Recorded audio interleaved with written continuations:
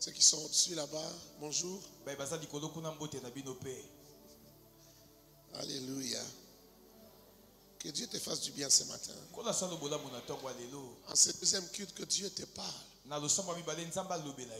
Nous avons été bénis au premier culte.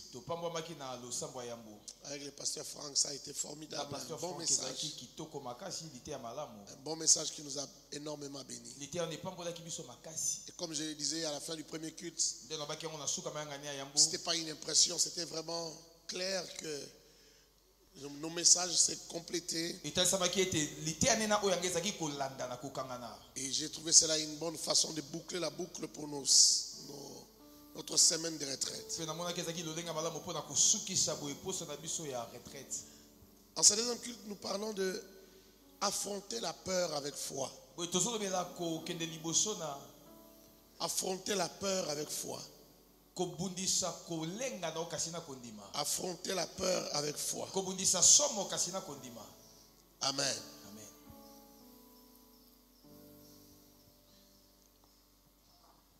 La peur est normale. La peur n'est pas un péché. Si tu arrives d'avoir peur, c'est normal. Il est déjà arrivé à tout le monde d'avoir peur. Même les gens pour qui vous avez dit, ah, lui n'a jamais peur. Ils ont déjà eu peur.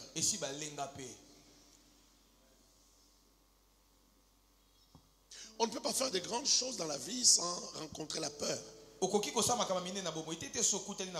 Ceux qui réussissent, ceux qui font des exploits, ce sont des gens simplement qui savent comment maîtriser leur peur. Comment gérer leur peur. Un homme comme David, un homme de foi extraordinaire, qui dit, et il le chante, il dit, lorsque je vois une troupe en armes, je me jette dessus. Je ne sais pas si tu te fais la scène, tu imagines. Une troupe en armes. On ne donne pas le nombre exact. Mais même s'ils sont peu nombreux, ça dit même s'ils sont 120, même s'ils sont seulement 120 les gens, seulement, parce qu'il a dit une troupe. Tu vas te jeter sur une troupe en armes avec juste une épée, quelles que soient les armes que tu as. Et aussi ils sont armés. Tu tombes au milieu d'eux et tu les combats jusqu'à les exterminer. C'était la foi de David. Pensez-vous qu'il n'a jamais eu peur? Mais il a affronté sa peur.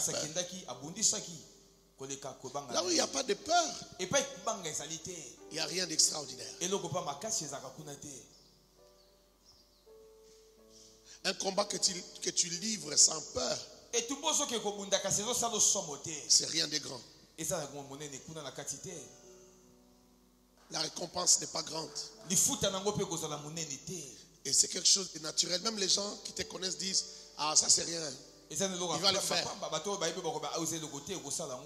Mais dans la vie, on réussit, on remporte de grandes victoires lorsque on affronte des combats que les gens qui sont autour de toi trouvent impossible. Les gens qui te connaissent se disent, ah là c'est fini. Mais toi dans ton cœur tu te dis, je vais affronter. C'est pas fini. Ça vient de commencer. Mon père qui me soutenait est mort. Il vient de mourir. Je vais affronter. Ça vient de commencer. C'est pas la fin. Que les hommes te diront, ah c'est la fin. Ah sa maman est partie, c'est sa maman qui faisait tout. C'est la fin. Non, c'est le début. Il n'a pas pu continuer ses études, c'est la fin. Non, c'est le début. C'est le début d'une aventure avec Dieu. J'aimerais dire à quelqu'un, n'as-tu pas envie de savoir combien Dieu peut marcher avec toi? N'as-tu pas envie de savoir comment Dieu peut partir du néant avec quelqu'un et faire de lui quelqu'un de grand?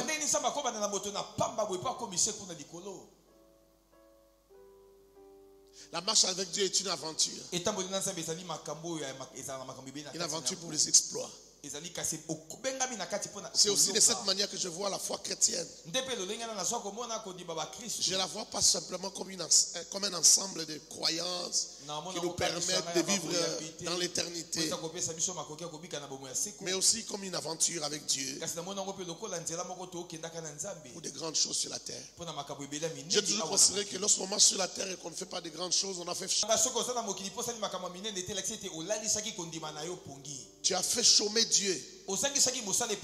Dieu était là, disponible dans ta vie pour faire des choses. Quels que soient les destins que Dieu a tracés pour toi, il y a des choses que Dieu ne fera jamais dans ta vie si tu ne décides pas de les faire avec Dieu. Quelqu'un m'entend? Les hommes et les femmes qui attendent que Dieu fasse tout dans leur vie ne perceront pas, ne feront pas de grandes percées. Or les hommes, les gens que tu aimes autour de toi ont besoin de tes grandes percées.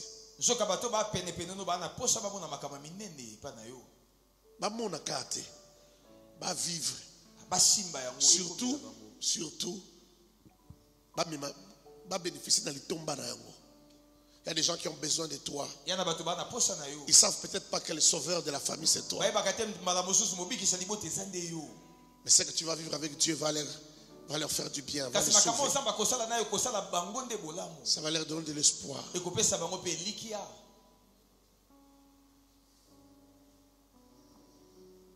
Dans Genèse chapitre 12, versets 1 à 5, on nous parle d'Abraham. Abraham, Dieu vient se révéler à lui pour lui dire, va vers le pays que je t'ai montré. Abraham n'est pas un enfant. Il a 75 ans. Comment quelqu'un qui a 75 ans révolu va dans une destination qu'il ne connaît pas? On risque de lui poser la question, papa, tu vas où? Oh non, je ne sais pas encore où je vais. Comment tu ne sais pas où tu vas? Alors pourquoi tu vas? Voilà, une aventure commence. Cette aventure est arrivée jusqu'à nous. Nous sommes les produits de cette aventure. L'Éternel dit à Abraham, va-t'en de ton pays, de ta patrie, de la maison de ton père, dans les pays que je te montrerai. 2. Je ferai de toi une grande nation et je te bénirai. Je rendrai ton nom grand. Dieu, c'est Dieu qui parle. Je rendrai ton nom. Je n'ai pas entendu. Je rendrai ton nom. Que Dieu rende ton nom grand. Non, tu ne m'as pas bien entendu. Je dis que Dieu rende ton nom grand. Et tu seras une source de bénédiction. Je bénirai ceux qui te béniront et je maudirai ceux qui te maudiront. Et toutes les familles de la terre seront bénies en toi. 4. Abraham partit comme l'Éternel lui avait dit. Et l'autre partit avec lui. Abraham était âgé de 75 ans lorsqu'il sortit de Charan. 5. Abraham prit Saraï, sa femme, et Lot, fils de son frère, avec tous les biens qu'ils possédaient et les serviteurs qu'ils avaient acquis à Charan. Ils partirent pour aller dans les pays de Canaan et ils arrivèrent au pays de Canaan. Parole du Seigneur. Il nous arrive tous d'avoir peur. Je crois que pendant quelques temps, quelques instants, Abraham a réfléchi aussi. Il a pensé au regard des gens. Il a pensé à ce que les gens diraient. Il a eu peur d'être ridicule. Il a eu peur.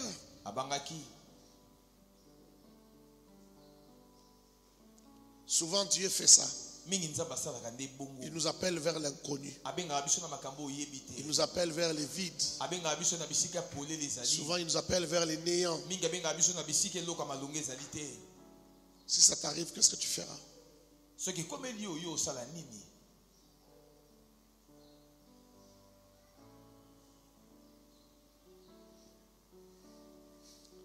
Le jour que Dieu m'a demandé d'arrêter avec ce que je faisais,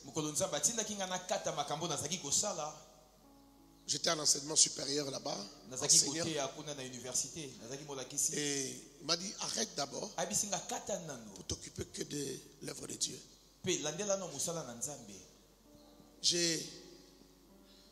Il a utilisé l'image, dans un songe, l'image de quelqu'un pour me parler. Et j'ai voulu parler, j'ai voulu objecter. Pour lui demander comment je vais vivre. Et la personne m'a dit, non, attends. Je sais. On va s'occuper de ça. Mais concentre-toi d'abord. Et à dire que quelques jours avant, quelques semaines avant, je sentais que Dieu voulait me parler. Je ne sais pas si ça vous est déjà arrivé de sentir que Dieu veut me parler. Je sens que Dieu veut me parler. Mais je ne capte rien. Même quand je rencontre un prophète, il ne me dit rien. Mais je sens que Dieu veut me parler. Je devais aller donner cours à Kananga. Je les ai appelés. J'ai dit à l'administrateur du budget, je lui ai dit, est-ce que je peux arriver une semaine avant que je commence le cours? C'est-à-dire, j'arrive une semaine, j'arrive et je fais une semaine sans donner cours, je me repose. Je ne peux pas lui expliquer. Catholique, je ne peux pas lui expliquer, Dieu veut me parler. Mais je sentais qu'il fallait que je prenne un temps pour me retirer. Je suis arrivé et je me suis enfermé dans leur logement. Et le troisième jour, je ne me suis pas enfermé totalement, j'ai recevé des gens, des serviteurs de Dieu qui venaient me voir. Et une nuit, Dieu m'a parlé. Et je savais. Et c'est ça ce que j'attendais. Et Dieu vient de me parler. Quand j'appelle mes frères pour leur annoncer, ils disent, voilà, Dieu m'a demandé de faire ça, je vais faire. Un de mes frères qui était en Tunisie, à l'époque, pasteur Justin, il me dit, oh, gloire au Seigneur. J'ai dit, pourquoi tu dis gloire au Seigneur? C'est apparemment une mauvaise nouvelle. Il me dit non. J'ai dit gloire au Seigneur parce que Dieu nous a parlé, moi et ma femme, ça fait un mois. J'ai dit, mais pourquoi vous ne m'avez pas dit? Ah non, non, on craignait. On craignait. Alors j'ai compris. J'ai dit, donc c'est ta femme qui a eu cette révélation. Il a dit oui. J'ai dit, c'est pourquoi tu craignais de me dire? Tu vois, la peur, elle est partout. Hein. La peur, elle est partout. Moi, j'ai dit, mais ça me fait du bien de savoir que vous l'avez reçu avant moi. La Bible dit, les témoignages de 2, de 3 est vrai.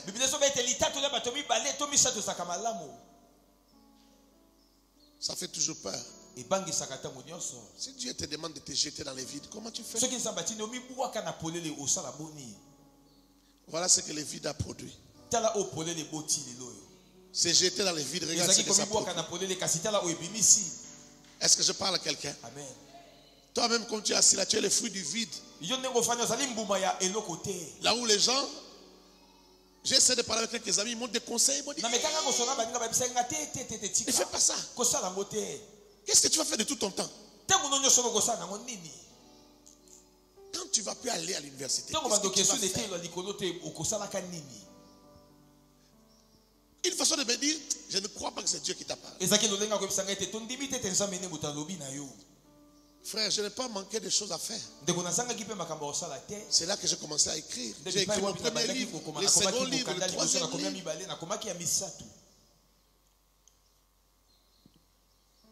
Je me suis plongé dans les Écritures. Je peux avoir un peu plus de temps pour Dieu, mais aussi pour la maison.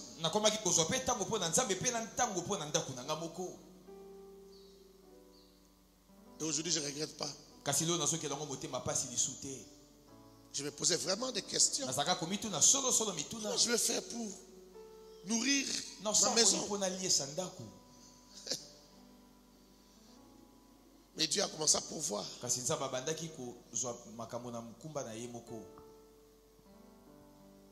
Parce que moi je me posais est-ce que l'église saura me payer? Quand j'ai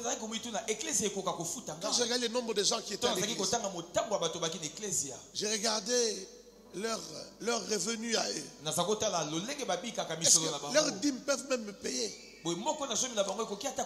Déjà que beaucoup de gens vous volez les dîmes.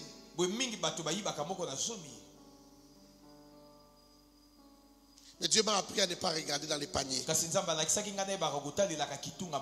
que tu sais que tu as un Dieu? Est-ce que tu sais que Dieu prend soin de ses enfants? Est-ce que tu sais que Dieu s'occupe de ses enfants? Ce que tu vis aujourd'hui avec Dieu, non, je veux dire ce que tu vis dans ta vie aujourd'hui. Ce n'est pas tout ce que Dieu est capable de faire. Dieu est capable de faire encore autre chose. Si aujourd'hui Dieu t'aide par un oncle qui te fait étudier, si Dieu t'aide, je ne sais pas par quel moyen, te soutient par ton travail, Dieu te soutient par telle chose, par les affaires que tu fais, Dieu a encore 10 000 moyens pour faire dans ta vie. Non, je n'ai pas entendu un amen. J'avais besoin d'un amen à ce niveau-là. J'ai dit, Dieu a 10 000 autres moyens pour faire dans ta vie. Mais la peur t'empêchera de faire les premiers pas vers les vides. C'est ce qu'Abraham a fait. Plus on grandit, ou plus on a des connaissances, plus on a peur. Quand on était tout petit, on n'avait pas peur. Parce qu'on est un peu inconscient quand on est petit. On ne mesure pas bien les risques. Mais lorsqu'on grandit, on a peur. Quand j'étais très jeune, quand j'avais 18 ans, je constatais que mon père avait souvent peur. Je trouvais qu'il avait peur. Mais je crois que ces peurs sont devenues mes peurs aujourd'hui. Aujourd'hui, j'ai l'âge qu'il avait.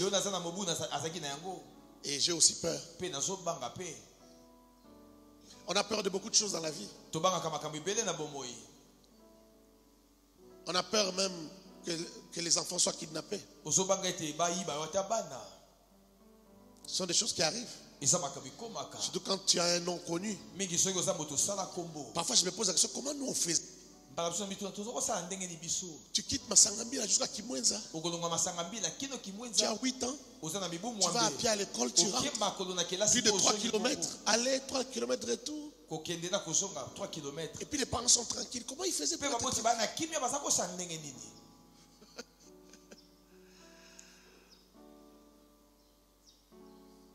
Quand on est jeune, quand les parents sont jeunes, ils prennent ce genre des risques. Quand on réfléchit beaucoup, quand on a beaucoup de connaissances.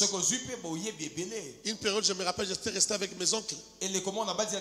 Donc la famille était en déplacement pendant quelques années. Et mes oncles me fatiguaient. Parce que lui, souvent il me disait, pourquoi tu rentres à minuit? Et si telle chose était arrivée? Ce qui me fatiguait, c'est qu'il voyait toujours de mauvaises choses. Je trouvais qu'il voyait toujours. Non, ce n'est pas qu'il voit toujours de mauvaises choses. C'est la connaissance qu'il a. Il sait que quelque chose peut arriver. Mais moi, très jeune, je ne vois rien. Moi, je me dis, s'il n'y a plus de transport, je vais prendre les camions de braliment, les derniers transports de minuit là, ou de 1 heure. Je vois rien de grave. On a toujours peur. La peur de faire un accident. La peur de faire un crash. Comme je le disais tout à l'heure, bien que l'avion soit les moyens les plus sûrs, on dit que de tous les moyens de transport, c'est l'avion qui est le moyen le plus sûr. Mais on a toujours peur quand on monte dans l'avion.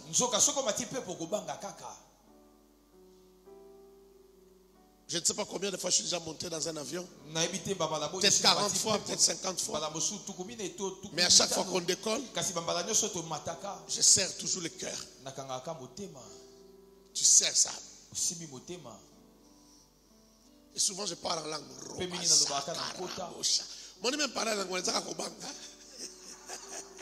Rosia Bakara Boshe. Une façon pour babona colonna après. So di kambeyawa. Zoanga. À la descente, la même chose. À l'atterrissage, la même chose. On ne s'habitue pas. Je ne sais pas s'il y a quelqu'un qui s'est habitué à ça. Moi,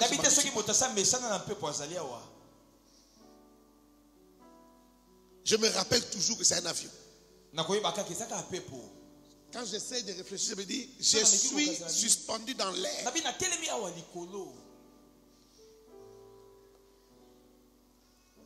Malgré ce que je sais qu'il y a moins de crashs que des accidents de voitures, de trains. Mais je me dis, un accident de voiture, tu peux sortir. Mais un crash.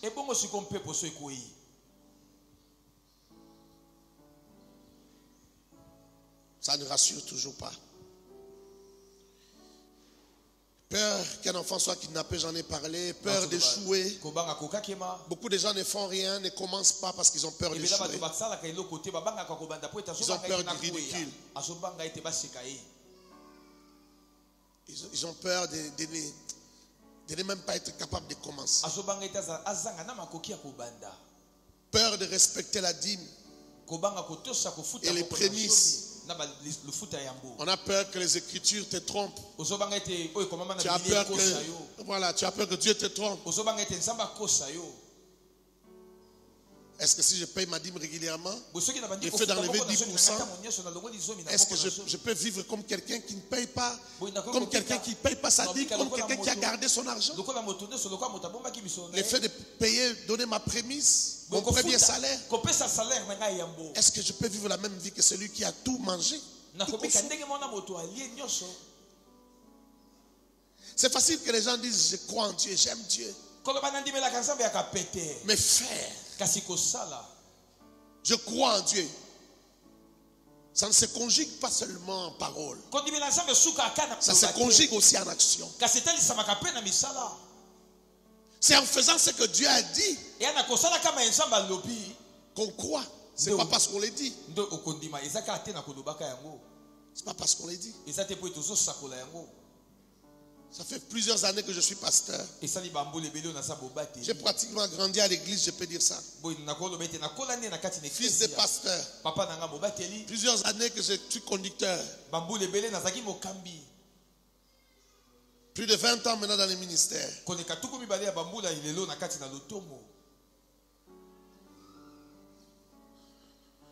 Plus de 15 ans que je dirige l'AENA. Je regarde comment les gens donnent les offrandes. Je regarde comment les gens donnent les offrandes. Voici ce que j'ai constaté. Chaque mois de septembre, les dîmes de l'église baissent. Vous savez pourquoi? Toutes ces 15 années, pas seulement à l'AENA, même les églises des collègues des autres.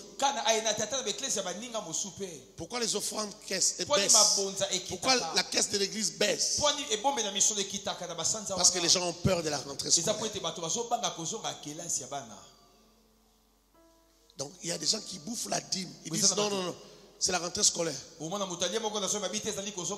parle pas des gens qui ne donnent pas la dîme. Je parle des gens qui donnent régulièrement. C'est-à-dire pendant toute l'année, il a donné. Mais quand on arrive au mois de septembre, sa foi est en ballottement.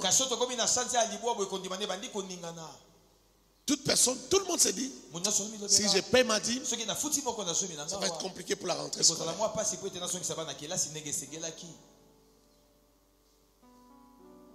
Tu vois? C'est l'expression de notre peur. C'est l'expression de notre peur. Peur de respecter la dîme. Est-ce que c'est Dieu qui a institué la dîme? Est-ce que c'est Dieu qui a demandé les prémices? Est-ce que Dieu peut mentir? Est-ce que Dieu peut, on peut comparer à la chaise sur laquelle tu es assise? Entre Dieu et la chaise sur laquelle tu es assise, qu'est-ce qui est plus sûr? Mais quand je vous regarde, je vois des gens qui sont assis, vraiment, ils se sont abandonnés sur la chaise. Et il y a même des gens qui se demandent, lève-toi, il va se lever, assis-toi. Il va carrément tomber sur la chaise. Donc il a confiance en la chaise. Dieu est plus sûr que la chaise sur laquelle tu es assis. Les jours que nous allons commencer à croire en Dieu de cette manière-là, nous pourrons commencer des exploits avec Dieu. Tu as raté l'occasion de dire Amen. Je vais répéter. Les jours que nous allons commencer à croire en Dieu de cette manière, nous pourrons commencer à faire de grandes choses avec Dieu. Est-ce que tu crois en Dieu? Est-ce que tu as confiance en Dieu? Pas croire en l'air. Il y a beaucoup de gens qui croient en l'air. Des gens qui s'imaginent que Dieu va faire des choses comme ça. Tu n'as rien fait. Tu n'as rien commencé. Dieu ne va pas faire des choses sans toi. Dieu va faire des choses avec toi. Tu prends des initiatives, il marche avec toi, il fait des choses avec toi.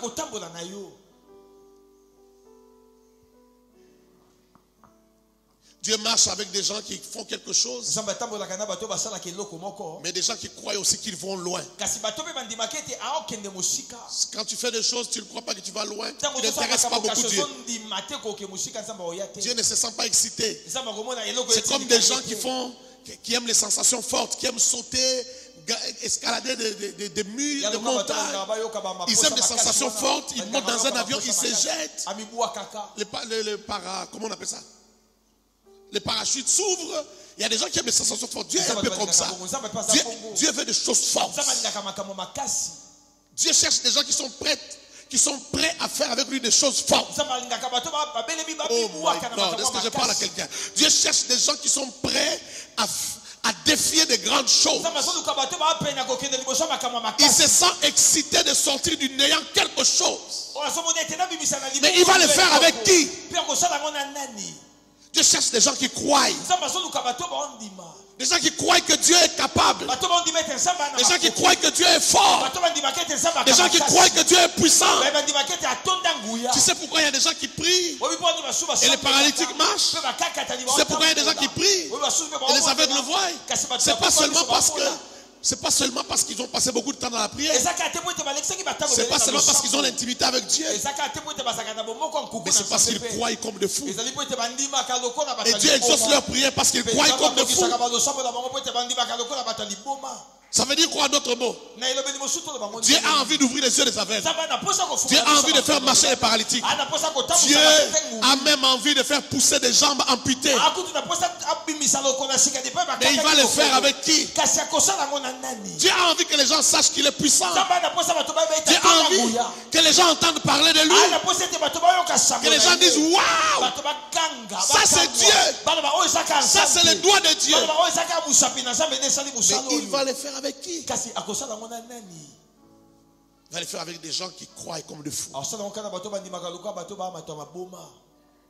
Des gens qui n'ont pas peur de voir un frère, une soeur assis comme vous êtes assis là, avec sa béquille. Il vient, il ravit la béquille. Donne-moi la béquille. Allez, suis-moi, marche. Marche. Il faut avoir du courage. Il faut avoir du courage pour le faire. Parce que tu prends la béquille, tu dis marche et la personne tombe. Mais Dieu a besoin de fous comme ça. Même si la personne ne marche pas, ça ne lui dit rien. Puis on lui remettre sa béquille, dit tu marcheras prochainement. Et il prêche, il est tranquille. Et puis il voit une autre personne encore, il prend la béquille. Il dit celui-là peut-être qu'il a manqué de foi, celui qui va marcher. Allez, marche. Et voilà, il marche. Donc avoir même le don là ne suffit pas. Le don de guérison, en dehors du don, il faut être fou. Est-ce que je parle à quelqu'un? Si tu n'affrontes pas la peur, tu vas en... Répète ça. Est-ce que quelqu'un me comprend? Savoir qu'on a un don ne suffit pas. On a peur d'être ridicule. Une prière réclamant les miracles. Comme ce que je viens de dire. Il y a des gens qui ont peur. de proclamer la guérison. Tu es guéri au nom de Jésus. Mais si tu ne le fais pas, comment les gens guériront?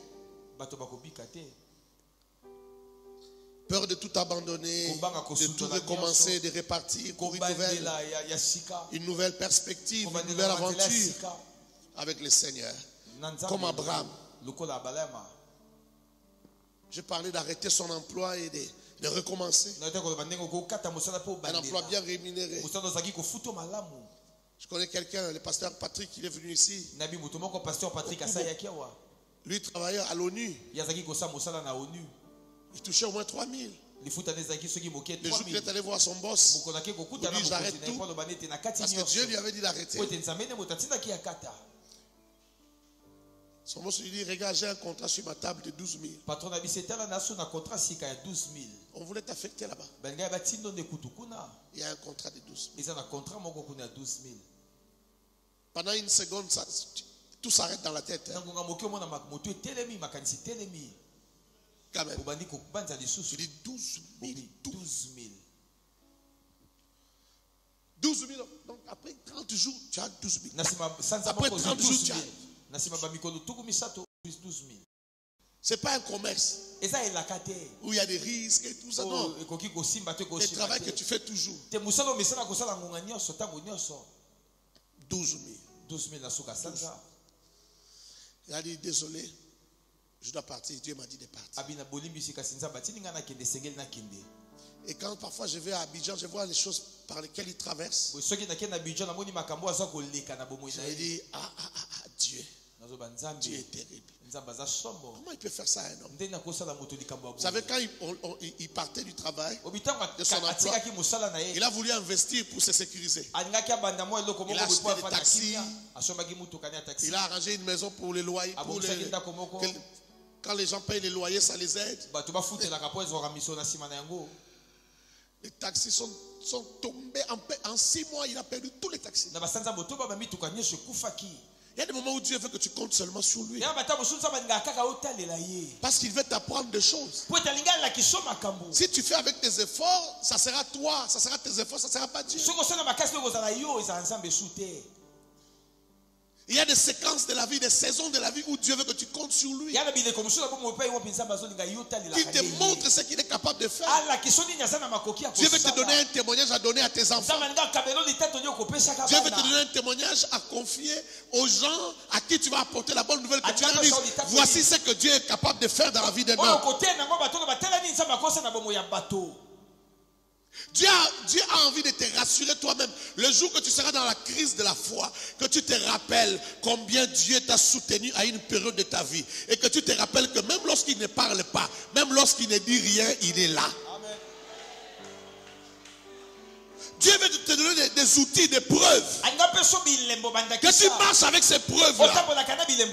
Les jours du malheur, que tu te souviennes que Elohim est là. Vous savez, il y a des gens qui sont morts simplement parce qu'ils ont manqué la seconde. La seconde de se dire Dieu est là. Juste se dire Dieu est là. Ils sont restés dans l'abattement. Ils sont morts. Je me rappelle tout de ces prédicateurs qui est allé à Brazza. Il a fait un bon travail dans plusieurs églises. Et des pasteurs d'origine zaïroise ont payé des militaires pour qu'on les tue. Parce qu'ils étaient jaloux de leurs propres frères. Et devant 4 militaires, il est à genoux. On dit bon, on va te tirer. Est-ce que tu peux te préparer? Tu peux parler à ton Dieu là et puis on va tirer. Et pendant qu'il a commencé à parler, il était dans l'abattement. Et quand il a commencé à parler, plus il parlait dans la prière, plus la force spirituelle venait. Plus le souvenir de son Dieu venait. Plus il s'est rappelé que son Dieu était puissant. C'est le Dieu de Shadrach, Abed-Nego, un Dieu qui peut sauver de la mort. Il a commencé par dire Seigneur, je te laisse mes enfants, ma femme, tu sauras comment t'occuper de ton église. Je suis en train de partir aujourd'hui simplement parce que j'étais venu prêcher ton évangile. Et la force venait. La force venait. Seigneur, je te rends grâce. Je sais que tu es puissant. Je sais que tu es grand. Rosaya Katerebosa. Il a commencé à parler. Il a fini. Amen, amen, je suis prêt. Ils ont essayé de tirer. Leurs armes ne fonctionnaient plus. Ils ont essayé ça à côté. Ça tirait. Tous les quatre. Finalement, ils ont jeté leurs armes par terre. Pardonne-nous. Tu es vraiment un homme de Dieu. Ce sont tels et tels et tels qui nous avaient envoyés. Vous savez pourquoi cet homme est resté vivant? Parce qu'une étincelle l'a sauvé. Dans son esprit, une étincelle. Juste un peu de feu, juste un peu. Il s'est rappelé que Dieu est réel. Souvent, Dieu n'agit que quand tu crois. Quand croire, je vais parler comme un Ivoirien, quand croire n'a pas commencé là, rien ne se passe. Il faut croire. Il faut affronter tes peurs. Il faut vaincre tes peurs. La peur n'est pas un péché, mais il combat ta foi. Il apporte le doute à ta foi. Or, le doute et la foi sont opposés, ils sont contradictoires. Ça crée un sentiment d'insécurité. Or, le sentiment d'insécurité est contre la foi. Lorsque tu crois, tu dois te sentir en sécurité. Tu ne peux pas à la fois te sentir en insécurité et à la fois croire. C'est contradictoire. Si Dieu est avec toi, alors sens-toi en sécurité. J'ai parlé à quelqu'un. Si Dieu est avec toi, sens-toi en sécurité. Tu sais ce que moi je fais quand je me sens au bout du rouleau? Quand je vois que je n'en peux plus, je ne sais pas quoi faire, je suis bloqué. Ce que je fais, c'est que je me mets à prier. Et plus je vais prier, plus je vais sentir une assurance. Même quand je ne sais pas, je ne connais pas la formule, c'est-à-dire, je n'ai pas de calcul, je ne sais pas comment telle chose et telle chose va donner tel résultat. Mais dans le spirituel, je reçois une paix qui me dit que ça va aller. Mais moi, dans mes calculs, avec mon intelligence, je ne vois pas encore. Mais au moins, j'ai déjà la paix. La paix là me suffit déjà. Et je continue à avancer. Laisse-moi te dire quelque chose. L'homme est tellement aveugle. Dis à ton voisin, l'homme est tellement aveugle. L'homme est capable de voir ce qui se passe juste à 2 mètres de lui. Quelle que soit ton intelligence, quel que soit tes diplômes, l'homme est incapable de voir.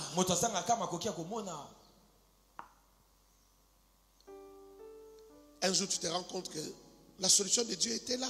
C'est moi qui ne voyais pas. Quand tu verras Dieu agir, tu comprendras que la solution de Dieu était juste là. C'est toi qui ne voyais pas. Regarde la gare, elle est en train de pleurer dans le désert. L'enfant pleure. Il pleure pourquoi? Parce qu'ils n'ont pas d'eau. Mais l'ange de l'Éternel vient lui dire, Agar, Dieu a entendu le pleurs de l'enfant.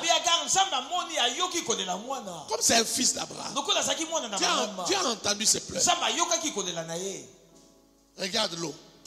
Regarde le puits est là. Donc le puits était là. On ne lui a pas dit maintenant je te donne un puits. Non. Maintenant le puits apparaît. Non, le puits était là. Mais c'est lui qui ne pouvait pas voir les puits. Elle ne pouvait pas voir ses puits. Là où tu pleures, là où tu as peur, il y a un puits juste à côté. Oh, je vais répéter ça. Là où tu pleures, là où tu t'inquiètes, là où tu as peur, il y a juste un puits à côté de toi. Il y a toujours une solution de Dieu. Essaye de voir avec Dieu. J'ai dit à quelqu'un, essaye un peu de voir avec Dieu. Voilà pourquoi pour vaincre la peur, tu as besoin de la sensibilité spirituelle. Il est important de être sensible spirituellement. C'est quoi être sensible spirituellement? Avoir la capacité de sentir, de pressentir et de voir Dieu là où les yeux naturels ne voient rien. C'est ça la sensibilité spirituelle. Être capable de sentir, de pressentir et de voir les solutions de Dieu là où les autres ne voient rien, là où les yeux naturels ne voient rien. Parce que la sensibilité spirituelle va beaucoup t'aider. Ça va beaucoup t'aider. Ça va t'aider à agir selon la volonté de Dieu. Parce que tu peux fuir devant la volonté de Dieu, pourtant tu pouvais affronter et réussir. C'est ce que Dieu veut faire. C'est ce que Dieu veut faire arriver dans votre famille. Mais toi tu as fui. Tu as eu peur d'affronter. Il y a des gens qui meurent même avant. Ils se remplissent tellement de soucis qu'ils meurent. Tu es mort avant. Tu pouvais réussir. Est-ce que je parle à quelqu'un? Tu peux agir en harmonie avec le ciel et avec la volonté de Dieu. Deuxième chose, lorsque tu as la sensibilité spirituelle, elle permet à l'homme qui a une connaissance limitée de se connecter avec le monde spirituel. Se connecter avec le monde spirituel et voir d'autres réalités au-delà de ce qu'il voit avec les yeux. Comprendre qu'il y a autre chose. Comprendre par exemple que ce problème ici de célibat, ce n'est pas naturel. C'est parce qu'il y a un esprit, c'est parce qu'il y a une réclamation. Ce manque d'argent ici, ce n'est pas naturel, c'est une affaire qui est spirituelle.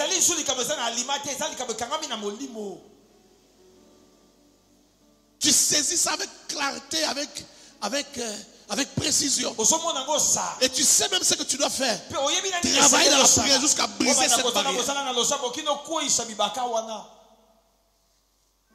Quand tu as la sensibilité spirituelle, tu peux accéder à ça. Troisièmement, la sensibilité spirituelle te sert de prévenance. Ça te prévient. Ça te prévient les événements à venir. Tu es là comme ça, tu sais que tu ne dois pas prendre tel chemin. Parce que le chemin de ton avenir est ici. Le chemin de ton avenir est ailleurs. Tu veux prendre ce chemin, tout le monde dit ça c'est bien. Mais toi tu sais que ce n'est pas ça. Je prends ce chemin, on t'a averti. Tu as la capacité de capter des informations. Sois un homme spirituel. J'ai dit sois une femme spirituelle. Tu affronteras tes peurs autrement. Parce que devant l'impossibilité, devant la peur, une voix va te dire. Une voix étrangère va te dire. Tu vas y arriver. Fais juste telle chose, tu vas y arriver. Un jour, Daddy Soubela m'a dit quelque chose qui m'a beaucoup édifié.